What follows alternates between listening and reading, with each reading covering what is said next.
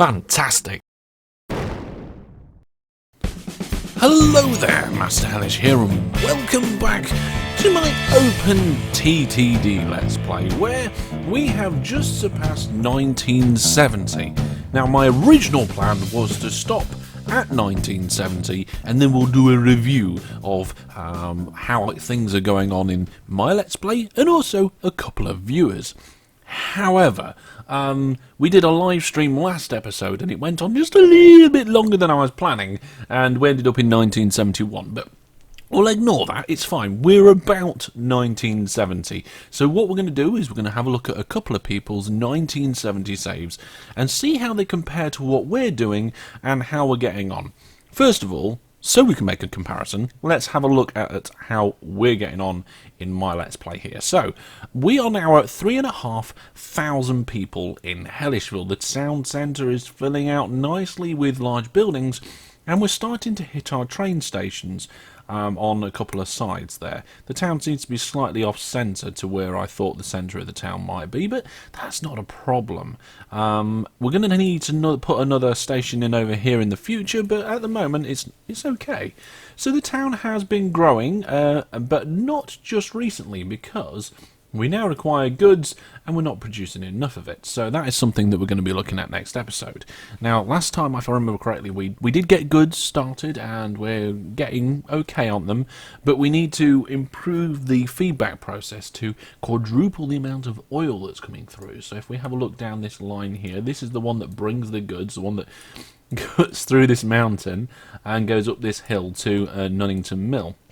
Now, goods are being produced by a paper mill. When we're bringing into the paper mill chemicals from the refinery to do that, and then as an offshoot the petrol is coming out and we're using the petrol to make farm supplies. Now the problem with that is that later in the series we're going to need, where's the list, here it is, we're going to need petrol to take to the town. And we've also got fruit coming up. Now, I'm not 100% sure how that one works, so I'm just going to have a quick look at that. So, industry chains, select cargo type, fruit. Okay, so we get it from a fruit plantation, and it goes to either a brewery, port, or grocer's shop. So I think we've got a grocer's shop in town already, so we can just bring the fruit in. As we've got goods and food coming in at the north, I think it would be good to do food and fruit in the south.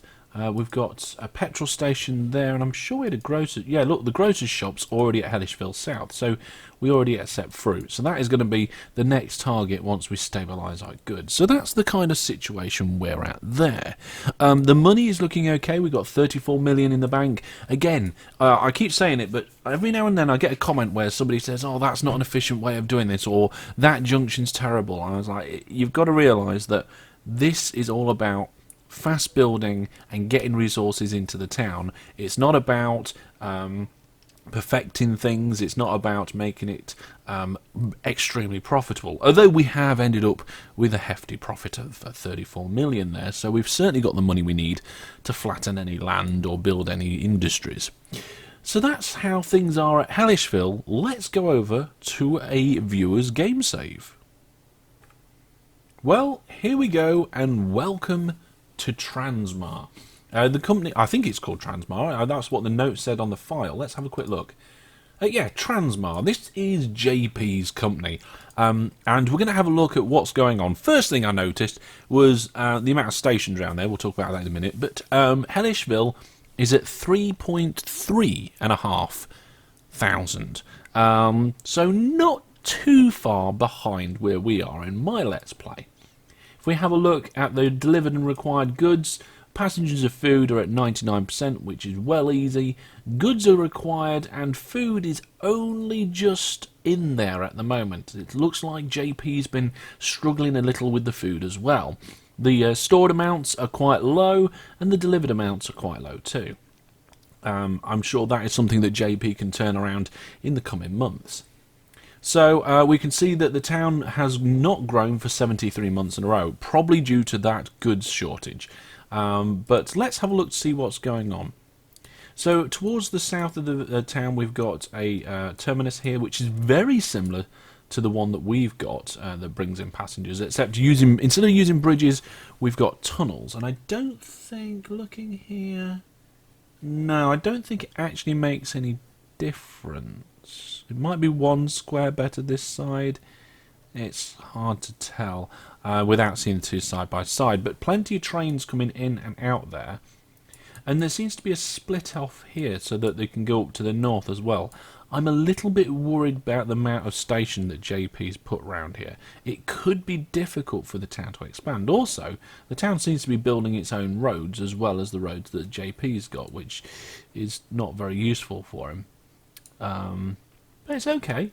It looks like the town's doing a different 3x3 grid to the one that JP's doing. Yes, it is. Look. So these roads over here are presumably the ones that he's built. If we have a look, these ones here, and you can see that here the town has put a crossroads in, and then 1, 2, 3, 4 squares along, there's another one there that doesn't seem to match. And I think that that's what the problem is here. You've got a road in here that the town's put in, and is there another one as an example somewhere? I'm not sure. There's one here as well. But I'm not sure if that's one that's JP's put in or the town's put in. But that's not a problem we seem to have in ours. So maybe his grid isn't quite aligned with what the town is trying to do. But let's see what's going on here. I can see some stuff being brought in at the north. If we come up here, I noticed quite quickly that Nuddington Woods and Nuddington Mill, these are here as well. So this place appears to be producing... Well, I'm not quite sure because nothing's been transported recently. If we look at his trains, there are empty goods vans. So this is where the goods are going to start coming in. And it looks like JP's in the process of starting to bring in oil to the refinery here. And it looks like then it goes up and round. The dairy farms are not being used. So I'm interested to see what JP is doing about food. So there is a fishing harbour here which has been linked up with some train stations. It does look like JP's gone heavy on the fish. For the passengers, he's gone into Punston. Punston's growing. It's got about 10,000 in. I can't remember how many Hellish it's got in an our save. We'll have a look later maybe. Gronhill is one that we haven't touched. And then again we've got Slarnway, which is good, and also Wongborough City is coming across the bottom of this map here, which is quite good. Now it looks like most of the food, most of the food is coming down here, and there's a mill which creates food from grain. Maybe that's something we can bring in on ours as well. And there's also something that creates food from livestock, a stockyard, and the dairy. I think that's the dairy, which creates food from milk. So I think we've got more options than we thought about creating food. We ideally need a stockyard and a grain mill, I think. Because if we have a look at the map, now it's not going to be exactly the same because some industries open and some industries close. But if we have a look around here, what are these brown ones there? Are they bauxite mines? Oh, that might not be the case then. We'll have to have a look at our map and see what the situation is as to whether we can get more. We can see that JP's gone for the oil and fish down here as well. So it's very much oil and fish. With what's this down here? Oh, it's using some boats to come into this fishing harbour and turn it straight into food so that it doesn't have to be transported all the way. So this food is getting a direct link by the looks of it. Yeah, direct link into Hellishville. These are the kind of depots that I should be building in my Let's Play. So JP is doing the better depots than me, and I don't feel like I've had the time and opportunity to do that myself. Not correctly, anyway. So yeah, overall, JP's doing very good. I'm a little bit worried about how the town has got the stations around it, but there's still some growth to the left and right. The depots are better than mine. The flow of trains seems to be quite good. Let's have a look and see what the operating profit's like. So the operating profit is around the 1700 mark, and that's not far behind the 2k-ish that we're pulling in mine. At 17 million in the bank, but I can see that JP has also been spending a lot of money on land formation. So here, there's a big piece of land changed there. There's land been moved around here. Lots of zigzagging across here. This is quite inefficient, but it's very difficult to get nice straight lines without moving lots of land when you're going in the diagonals like that. It just doesn't work very well, because here, if you're going along, you can just bump down the land, but if you're going across, you can't do that. It's just not possible in the game. And of course, there's some oil wells and so forth. But and there's some wood being brought in as well. Not wool, wood. But I'm not seeing anything where he's starting to make like engineering supplies or farm supplies. What's this? Is this just an exchange station? It looks like an exchange station. So there's some oil wells there. We've got a fish market which is creating the food. So presumably, the food line goes straight through, but the oil trains look like they transfer. Let's check the orders on that. So this train's just coming in, and yeah, transfer and leave empty on the orders there. I'm not quite sure why he's done that, but either way, it works. It works quite nicely.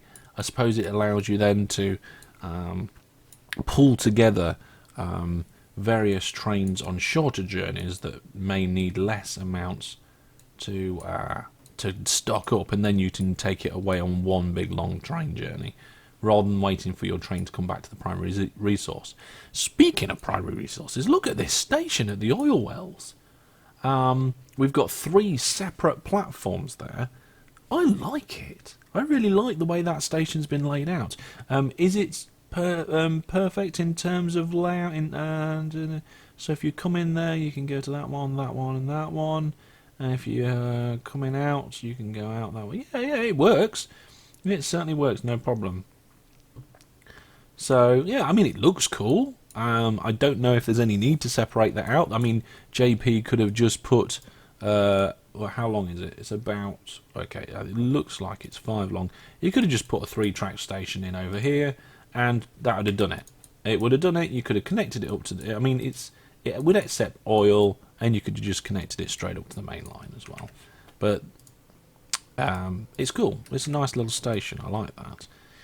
So overall, JP has been doing something quite similar to what we've been doing, hitting most of the same cities that we have as well. Gronhill's been brought in, and there's also... I was going to say there's a spare sandbank there that he can grab. But there's not many engineering or manufacturing supplies, and he's struggling at the moment. I think that might be the next step for him. I can't really see much other way. If we look again at the world map, and the trains moving around on that line, the little red lines with the trains, we can see how much he's stretched out. He's come all the way up here to get some more fish as well. So the method of having boats to bring the fish to the harbour and then take that as food works quite nicely, but I'm quite happy transporting that fish by train. The map on this game is massive in comparison to what's going on, and that's probably good as well, because if we look at the industries, and for example, if we need to try and bring as much fish in as possible, so fishing grounds, it's not a great example because the colours doesn't show up very much, but there's loads of fishing grounds further out around the map. It wouldn't be efficient to bring them in. They're very far out, and you probably wouldn't make a lot of money. It would take too long in transit. But you would then be supplying what you need. If you look at the cargo payment rates, as you travel, the value drops. So if we disable all and bring in fish, you can see that fish has a value of £196 per 10 units delivered over 20 squares. Okay, So for 10 units delivered over a distance of 20 squares, £196. But that's for 10 days in transit. As soon as you hit 40 days in transit, the amount of money you get paid drops, and it drops. And when you get to 100 days in transit, it drops even further. So really, ideally, you don't want to be transporting fish for any more than 30 days. Okay, if your train's taking more than a month to get from its pickup point to its drop-off, then you're losing out in normal circumstances. Compare that to passengers. Passengers is a lower pay rate, and that drops off a little bit more evenly. Things like, is coal on here? Yeah, coal you can see lasts a lot longer in transit. You can go 70 days without the price dropping off. In fact, when it does drop off, it doesn't drop off too much. So you could probably go up to 100 days with your transit of your coal, which means you can bring it in from further away, and it doesn't and it's not going to devalue that much. But at the very beginning, it's not worth as much as passengers over short distances. So short distances, get your passengers in. Longer distances, you want to be looking at coal. This is what this company cargo payment rates is all about. And when you're using things like furs, it's really good to have on as well. Let's just look down and look at the things that we're working with. So we're working with passengers and mail. We're working with chemicals on our Let's Play. We're working with engineering and farm supplies and fish. And we are working with food. We're going to be working with fruit and goods. Grain and probably is going to be coming in later as well. And we're doing oil. We're going to have some petrol. And that's about it for now. I think we're doing a little bit of wood and stuff. So you can see there that the different ones drop off at different rates and start at different rates too. You can see that one of the highest on the whole chart is goods, which is why doing goods in a Let's Play is really a nice thing to do. Getting a goods service up and running will get you good operating profit, especially if you're able to deliver those goods within 70 days. And of course, passengers is always a good start because you can do short tracks over short distances and get a good payout for that. Well, there we go. That is a little bit of extra stuff that we talked about. I wasn't expecting to talk about the cargo payment rates as well, but it does kind of matter in these Let's Plays. You need to still make a profit, and you need to know what things are good to bring in from long distance and what things are good to work with short distance. So, thanks very much, JP, for giving me this save. Good luck in the rest of your Let's Play, and I'm looking forward to seeing how this one develops. I'm sure we'll see you in an episode sometime soon. But now we're going to move on to another Let's Play. Okay, so here we are. This is a brand new save. This is Rail Blocks, and it was sent to me by PM. So looking at this, it's broken. The script's broken because it looks like the HQ might have moved or been relocated outside the centre of town. Hellishville is no longer claimed, even though it says it's claimed, and then the script isn't giving us goals. So we can't look at the goals, but we can look at everything else of what's going on. So we can see here the town is growing nicely. That might just be because it's not under the script anymore. It might just be that it's under standard growingness. But we'll see. We'll see how that goes. We'll just generally have a look around here. So we've got some platforms, some nice platforms here. So that's an interesting junction. I don't think I've seen this kind of junction before. They've got an exit route down here and an exit route down there with a double under crossover.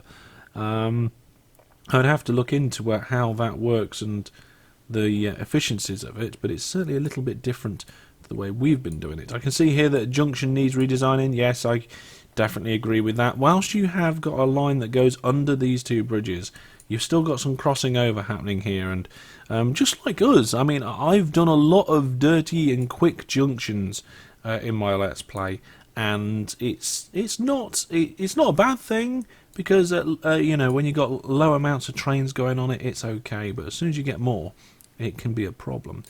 So now let's have a look. So your Slamway city is huge. It's 34,000. It's growing quite nicely.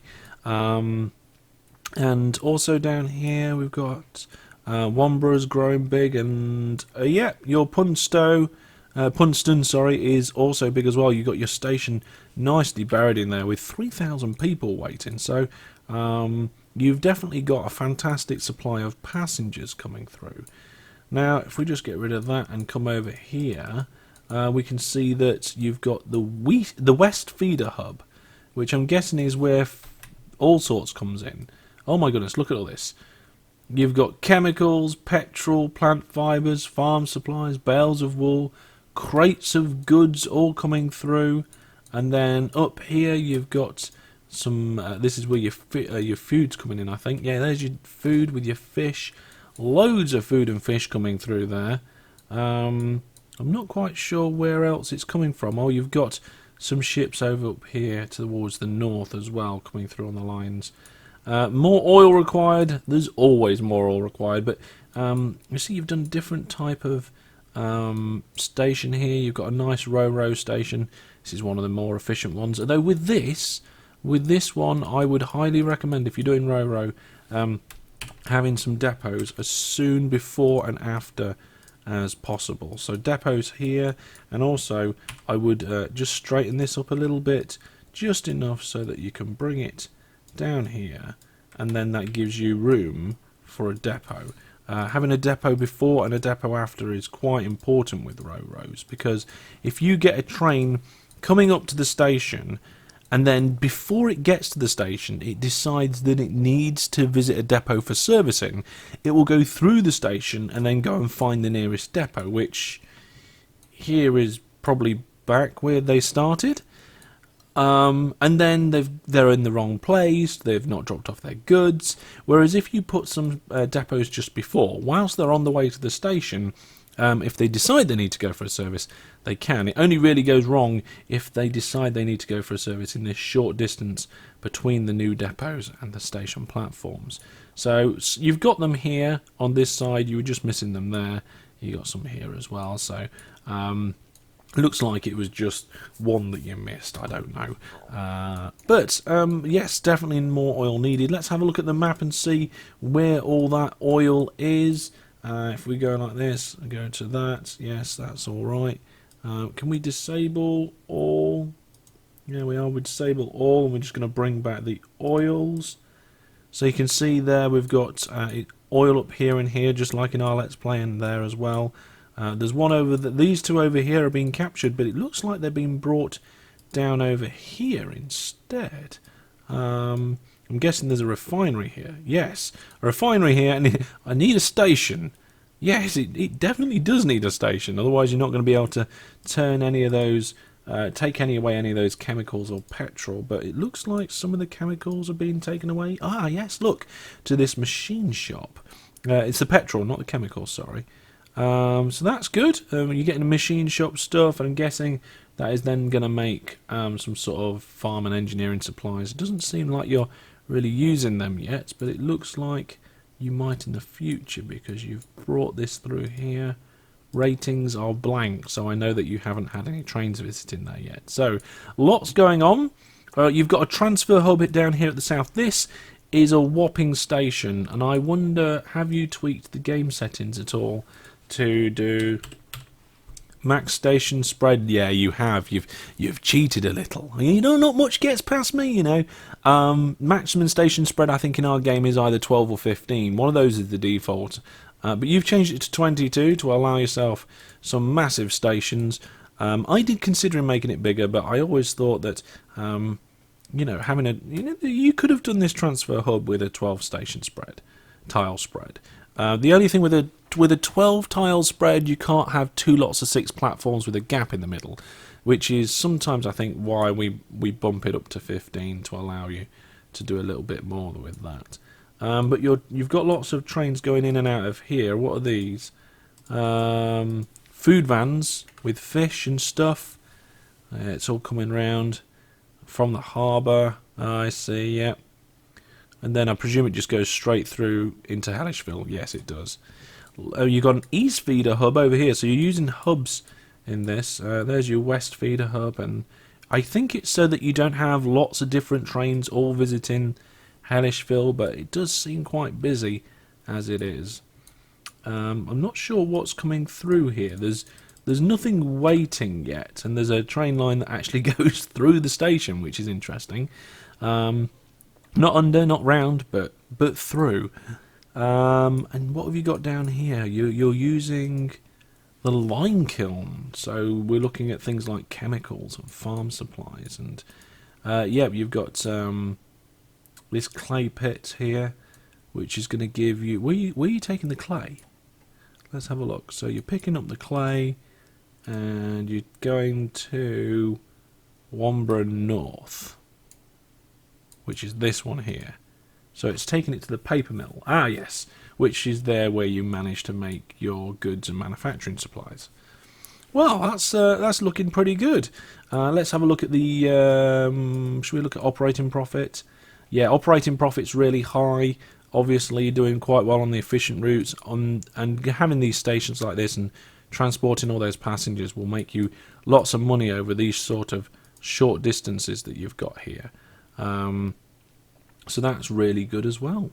If we go have a look at the payment, we don't need to look at payment rates. Let's have a look at the performance history. Yeah, pretty consistent.